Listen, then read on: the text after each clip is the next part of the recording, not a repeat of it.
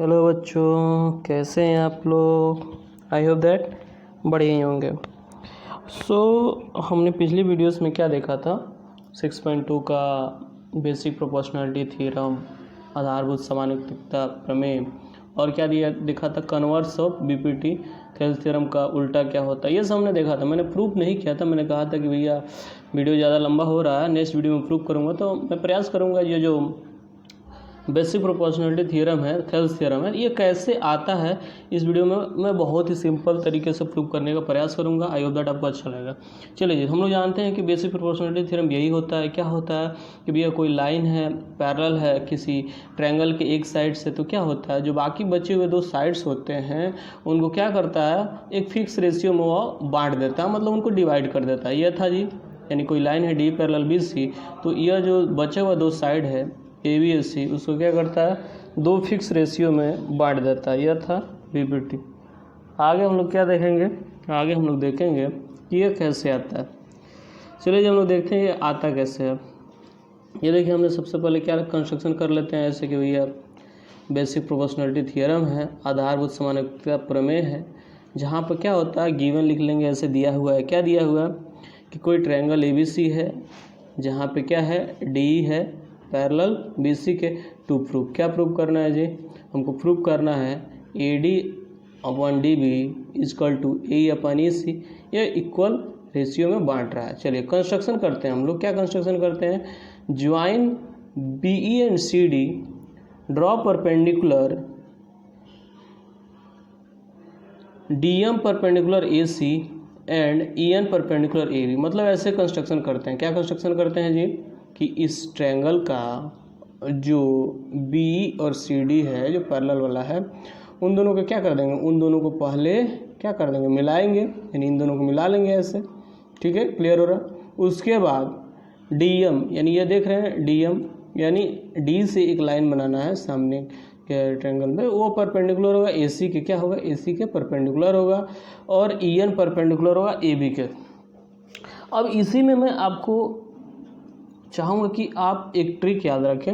एक क्या याद रखें, इसी पे यहाँ पे जो कंस्ट्रक्शन हो रहा ना, इस यहीं पे आप एक ट्रिक याद रखें, ताकि आपको बहुत ही सिंपल लगे। देखिए क्या क्या ट्रिक है जी भैया थेल्स थ्योरम का शॉर्ट ट्रिक मैं बता रहा हूँ कि भैया क्या कंस्ट्रक्शन हमने क्या किया, ई एन परपेंडिकुलर किया है क्या ए बी के, और डी एम परपेंडिकुलर हुआ ए सी के। तो जो ई एन और डी एम है, ध्यान देखिए, दो कंस्ट्रक्शन किया ना हम, ई एन और डी एम, अरे मिलाए हैं उसका बात छोड़ दीजिए, बी और सी डी मिलाए उसका बात छोड़िए, ये जो कंस्ट्रक्शन हुआ है परपेंडिकुलर वाला, उसको ध्यान रखिए। यानी यह परपेंडिकुलर वाला कंस्ट्रक्शन हुआ है, तो उसको क्या करना है, प्रूव करना है A D upon D B equal to A upon A C.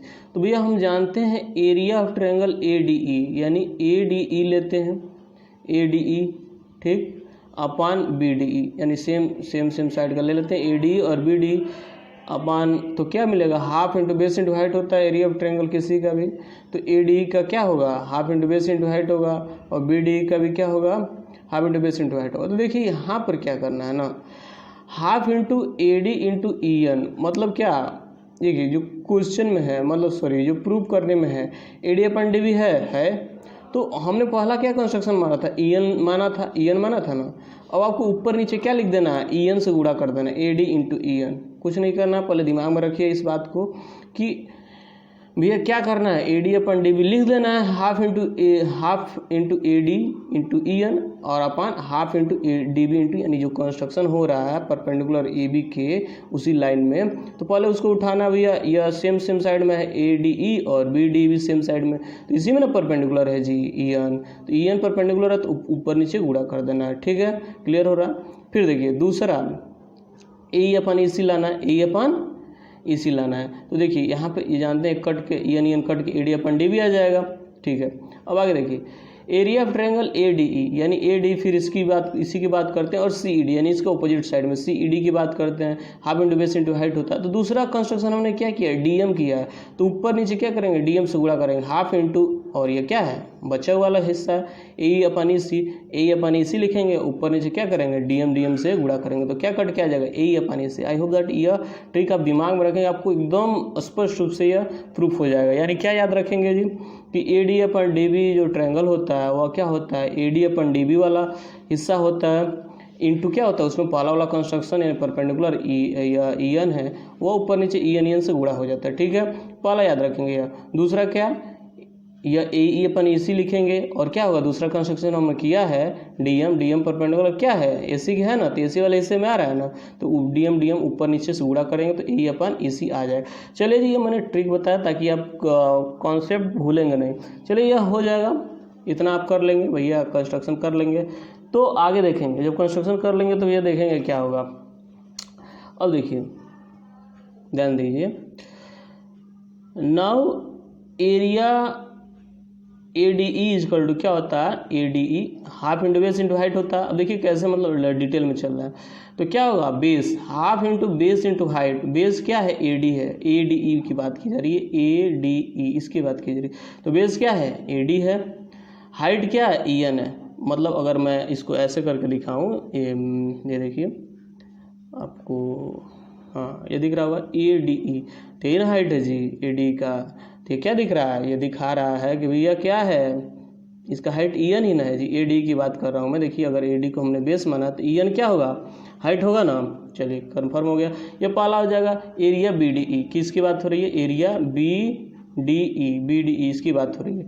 तो बी डी की बात हो रही है तो half into base into height होता है, तो half into D B. Base क्या है डी बी हमने माना है, देखिए ये देखिए D B base D B माना है, तो हाइट क्या होगा इसका ई एन ही ना होगा जी, ई एन होगा ना। अब कुछ लोग कहेंगे कि भैया ये हाइट बदल कैसे जा रहा है, कुछ लोग कहेंगे अरे भाई ये हाइट इसके बाहर कैसे चला जा रहा है। तो इसके लिए मैं जानता हूँ आपको ज़रूर दिक्कत आएगा, इसके लिए मैंने कुछ आपके लिए बनाया था। कहाँ गया जी मैंने कुछ आपके लिए स्पेशली इसको बना के रखा था।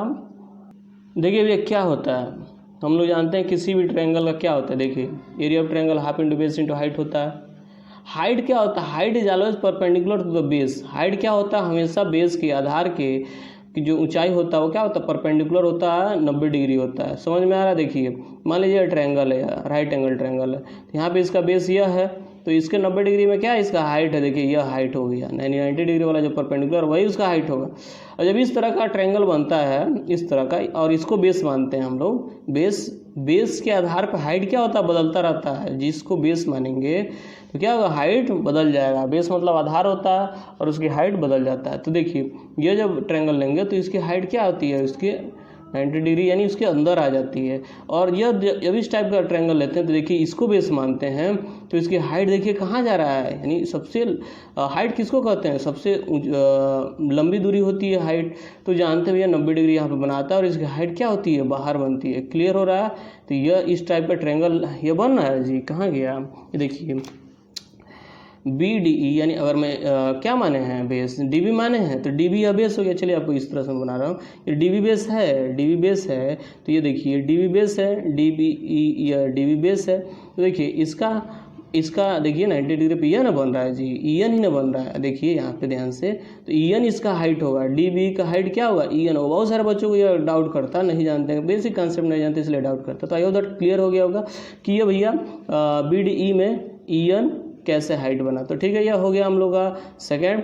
अब पहले वाले को क्या करते हैं दूसरे वाले से डिवाइड करते हैं। तो देखिए A D upon B D क्या होता है half into A D into E half into D B into E N. तो जानते हैं भैया क्या दोनों का हाइट सेम है, याद है ना कंसेप्ट ट्रिक मैंने बताया था।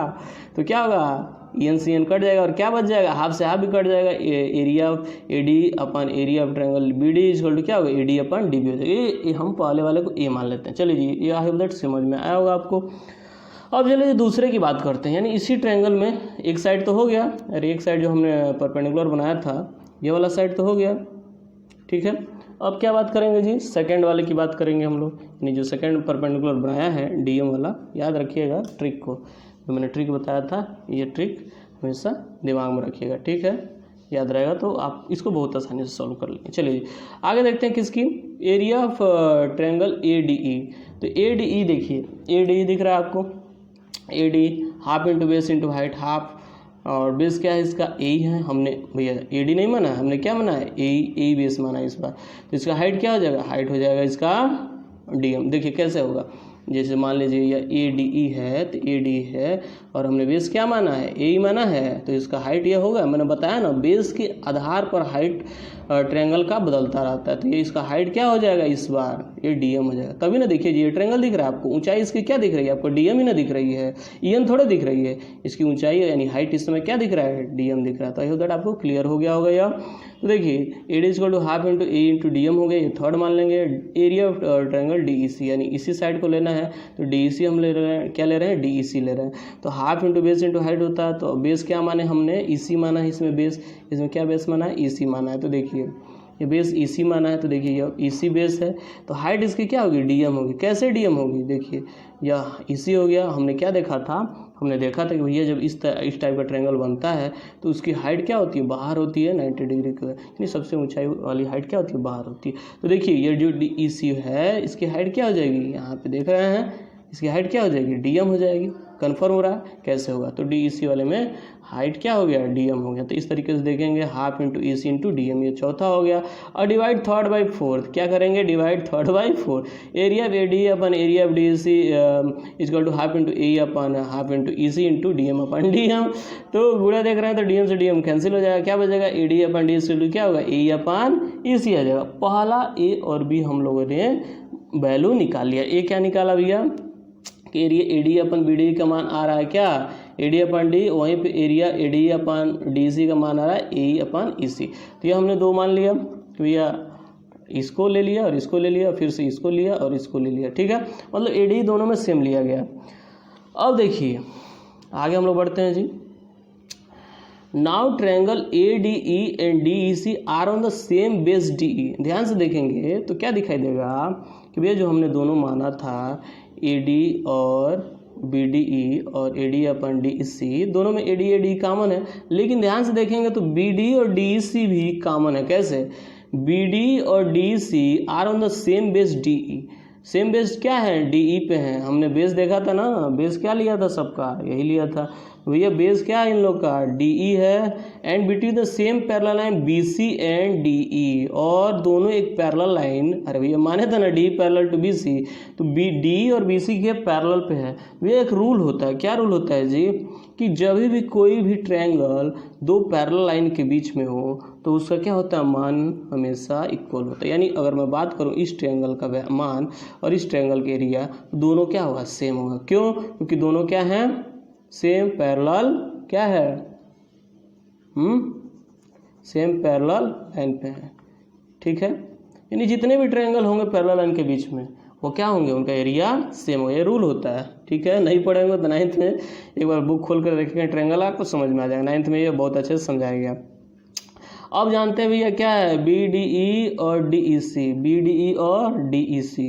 यानी इसकी बात करेंगे तो क्या दिखाई देगा आपको, या बी डी ई और डी ई सी, यानी यह बी डी ई और डी ई सी, या क्या इनका बेस सेम है डी ई, और क्या दोनों पैरेलल के बीच में है। तो इस तरह से क्या दिख रहा है, बी डी का एरिया और डी सी का एरिया दोनों क्या है, बराबर है। तो आपको क्या दिखा कि भैया जो कॉमन था वो तो कॉमन था ही, ए डी और बी डी डी सी भी क्या है, एक दूसरे के इक्वल हैं। तो इस तरीके से क्या देख रहे हैं हम, hence area A D upon B D is equal to area A D upon D C. देख रहे हैं भैया A D upon B D, और ये देख रहे हैं भैया बी डी भी इक्वल कर लिया हमने डी सी के। तो इस तरीके से A D upon B D क्या हो जाएगा, equal to area of A D upon D C. भाई दोनों इक्वल, ए डी कॉमन है, बी डी हमने इक्वल कर दिया तो भैया इक्वल होगा नहीं, होगा ही होगा।